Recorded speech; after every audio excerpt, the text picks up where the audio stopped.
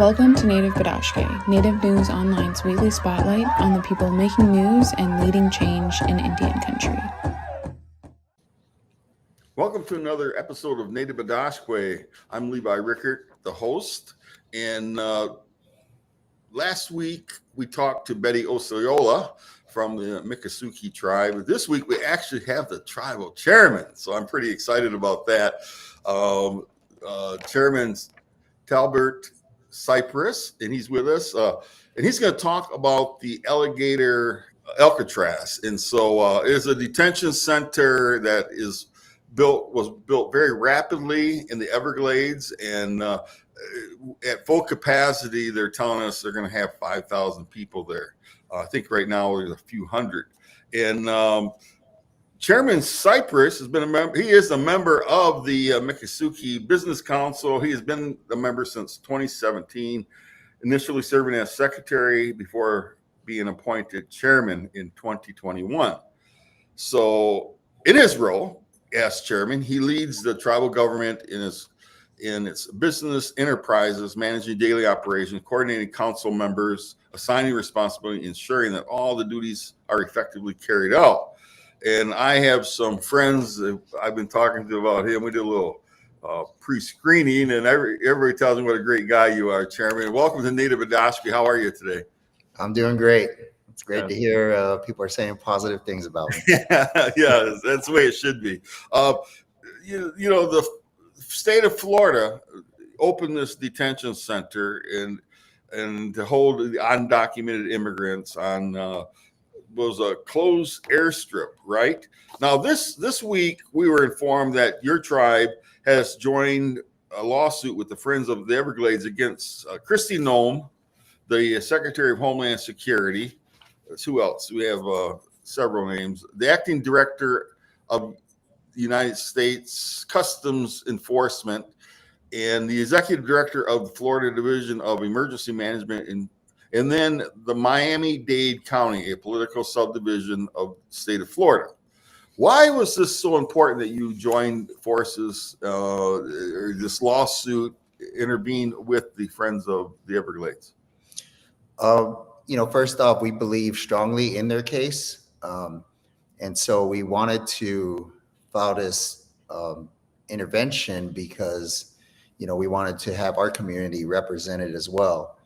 And we have a duty to protect our community's culture, the members of our tribe, and also, we had exhausted all other avenues. We communicated with our representatives through our lobbyists. We've reached out to multiple members of the legislature, in Congress, and our Florida state representatives. And basically we were told that this is happening, and, we haven't been given an end date, and, we're being told it's temporary, but, we haven't heard anything about when it's supposed to end or when it's supposed to be closed at some point.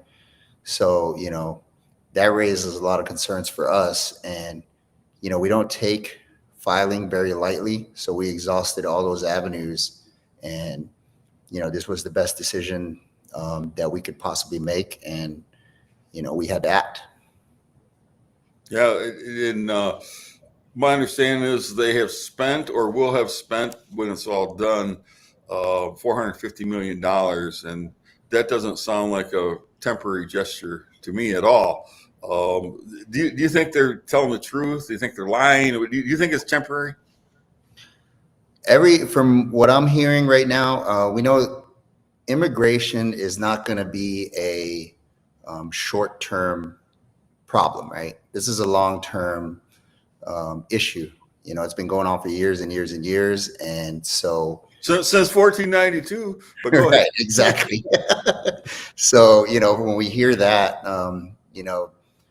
obviously this is about immigration. So, so for us, we knew that there's always the possibility that this becomes a permanent structure start going up, and that's what we're trying to defend against. And we are also being mindful of the citizens of Florida too.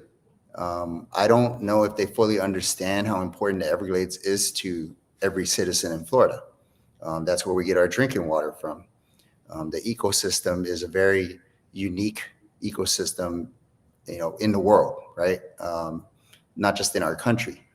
So, putting this place right in the middle of this fragile ecosystem is detrimental, not just for us, not just for our tribal members, but for all Floridians.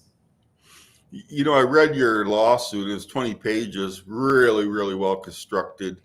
And I really appreciated the history. There's a lot of history there of your tribe. It's not like you just, I wrote an editorial and somebody pushed back, said, this is federal government land, blah, blah, blah. But could you kind of tell our viewers why it's so significant to the Miccosukee tribal members? The Everglades protected our tribal members, Miccosukee and Seminole tribal members, from removal. The U.S. government pursued us all the way down into the southernmost part of our territories, which was the Everglades. And so that's where we hid out, and that's where we fought guerrilla warfare just to stay in Florida, just to stay in our homelands. And we fought removal up until the end of the Third Seminole War, which, basically the U.S. gave up pursuing us. And so there was about 100 to 200 of Miccosukee and Seminole members left. And now, there's 650 Miccosukee members and over 3,000 Seminole members. I may be shortchanging them a little bit, but, we're all descended from those people that fought to survive here, that fought to stay here. And we're very proud of that. And we're proud to have never surrendered to the U.S. government. And so even, with those kind of battles that we fought other battles over the years too, which is the construction of this jet port. In the 1970s, the early 70s, it was supposed to be constructed to be a major airport, the biggest in the country, I believe, that was going to connect Naples and Miami and become this miniature city right in the middle of the Everglades. And the Miccosukee Seminole tribes objected to that and built a coalition along with conservationists, as well as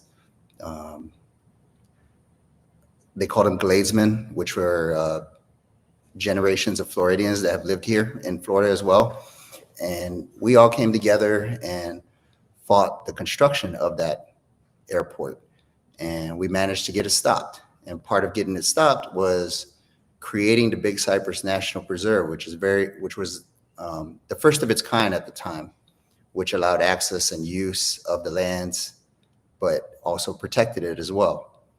And, it also guaranteed the Miccosukee and Seminole tribe rights within that preserve as well, traditional use and occupancy. And so we fought that fight, and, we were able to stop the construction of a major airport because of these studies that were done that showed the major impacts that an airport would have there. And so it was stopped at just one, tarmac that was built, which is where the detention facility is built upon right now. And and for us, this being built, no environmental impact study was done. It was done under an emergency declaration, which is about 2 years old now. It was an emergency declaration that was made in 2023, and that's what they're using to construct this facility. And we're very used to fighting to protect this area. Even last year, I testified before Congress to oppose the Biden administration's policy within the national park to designate areas of the Big Cypress National Preserve as wilderness. And we did that because that would have restricted access for our tribal members. And we built a coalition along with other Gladesmen again, and other interested parties. And we were able to fight that designation. And so this isn't about, opposing any party or opposing any administration. This is about the Everglades. And, for the Business Council and my job as chairman um, is to protect our homelands. Mm-hmm.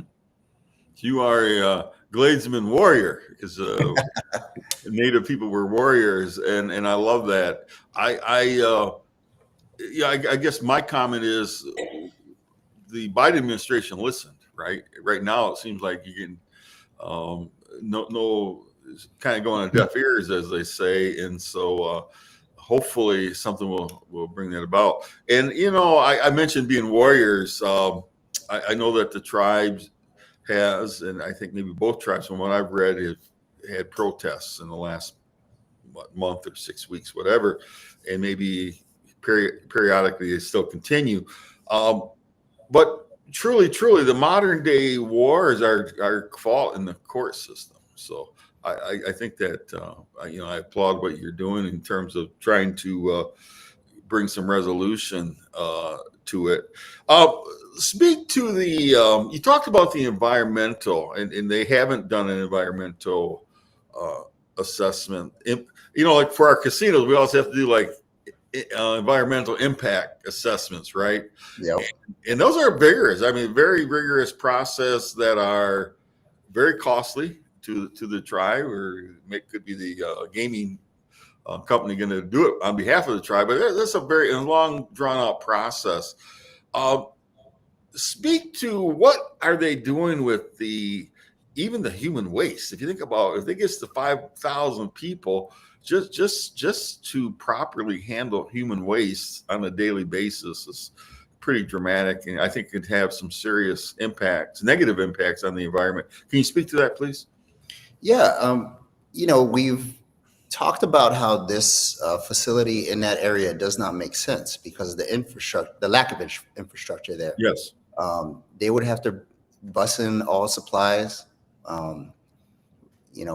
transport out all the waste, and they're bringing in generators just to operate, just to keep the lights on. They're bringing in cell towers just to have service out there.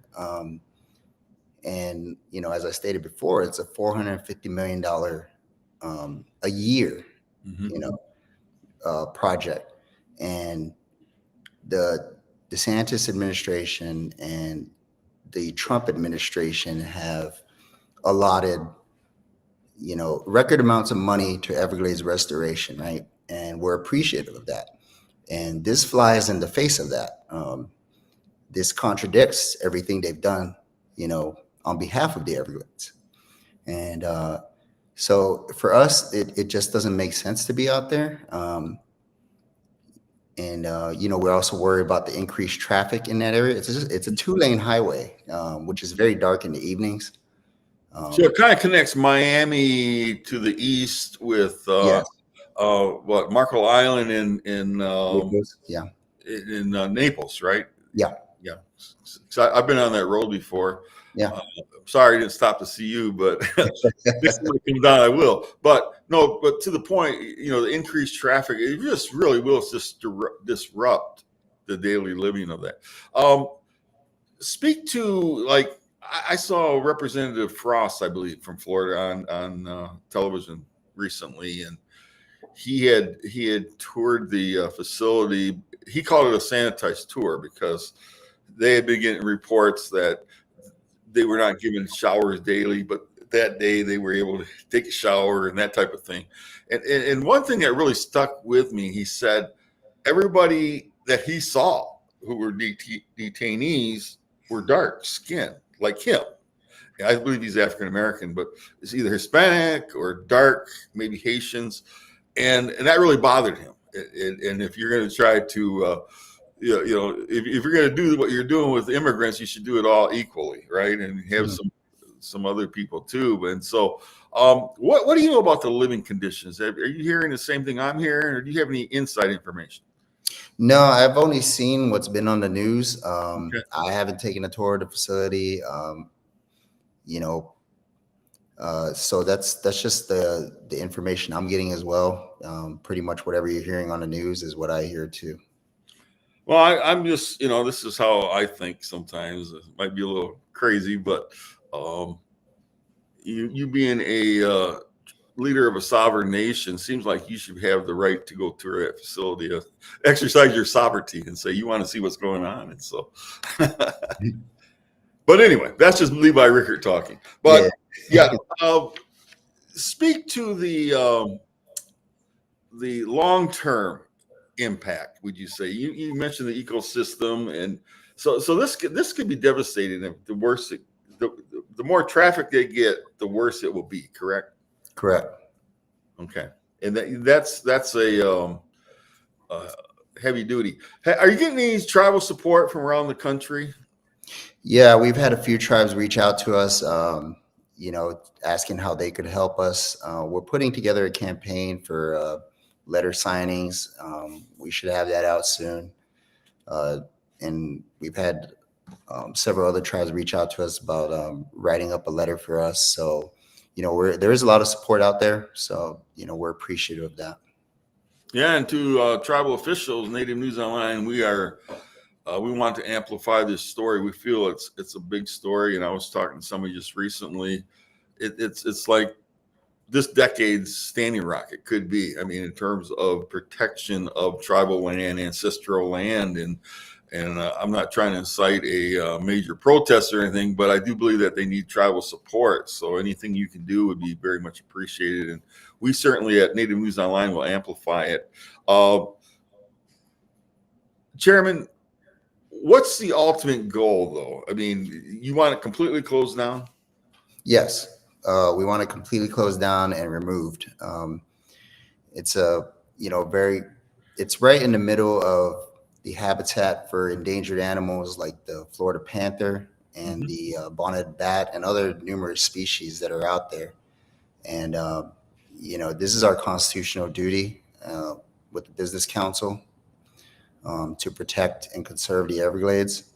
And so, for us, that's our end goal here, is to have this place removed from the middle of the Everglades. Mm-hmm. Now, just after reading things for the last 2 or 3 weeks on this, this is just my opinion. I get the opinion. I'm of the opinion your tribal citizens are pretty spiritual people. Practice some of the traditional ways of ceremonies, and I understand you as well, right? Yeah, correct. Okay. Most of our members still practice their traditional culture. We just finished up our ceremonies earlier this month, I believe, and I would say about 85% of our tribal members still practice traditional medicine, traditional culture, go to ceremony, speak the language. So we're very still in tune with our culture and our traditions. Mm-hmm. And the Everglades is part of our culture and tradition. And so that's why it's so important to us. Mm-hmm. Yeah, I took note of how, and I mentioned it as I was reading the various entities that are part of this lawsuit, and it starts with Kristi Noem. Now, she's the former governor of South Dakota, which the tribes, her last year in office, they didn't want her. They banned her, right? Because she didn't have good working relationships. Has your office had any contact with her office, or? No, we've reached out to different offices so far, and we've had a few meetings set up with different representatives, but to that level, we have not been able to get a sit down or anything like that. So it'd be like nothing close to even tribal consultation, right? We've had no tribal consultation. Yeah, and that's a shame, especially you being a federally recognized tribe. You should have been involved with that. Anything else you want to say, Chairman? I appreciate you coming on. I just want to reiterate that this, as important as the Everglades is to us, the Everglades is important to Floridians and, all U.S. citizens as well.